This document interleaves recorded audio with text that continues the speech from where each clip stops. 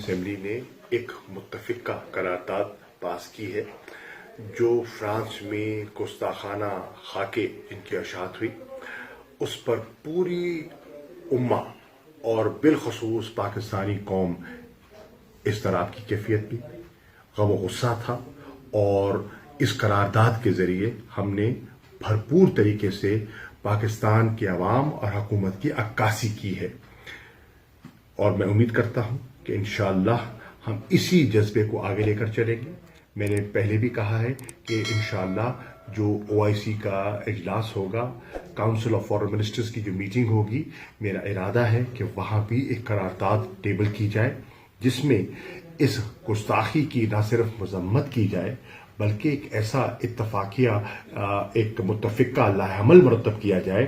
کہ ہم چاہتے ہیں، پاکستان کی یہ خواہش ہوگی کہ 15 مارچ کو ایک international day to combat Islamophobia ہم منظور کروائیں،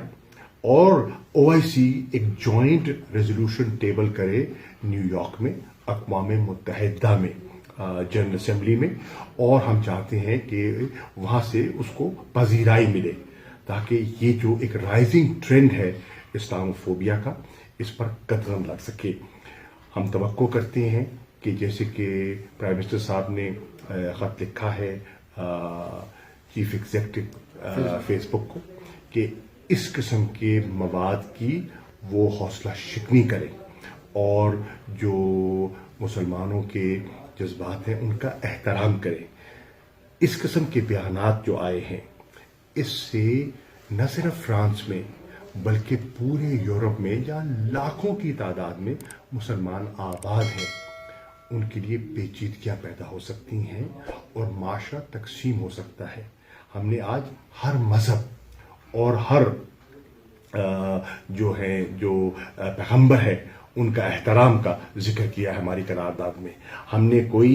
ایک مذہب کو یا کسی کے کرسچینٹی ہو، جوڈائزم ہو، ہمارے لیے وہ اتنے ہی محترم ہیں۔ اگر ہم ان کے جذبات کا احترام کرتے ہیں اور ان کی کوئی ایسی چیز نہیں کرنا چاہتے کہ ان کی دل آزاری ہو، تو انہیں بھی ہمارے جذبات کا احترام کرنا ہوگا۔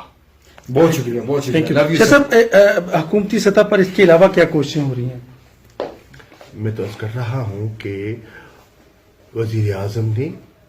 اپنا جو خطاب تھا، جو انہوں نے 75ویں اجلاس میں، اقوام متحدہ کے اجلاس میں جو ان کا خطاب تھا، اس کو آپ بغور دیکھیں تو انہوں نے اس کا تذکرہ کیا، اسلاموفوبیا کا۔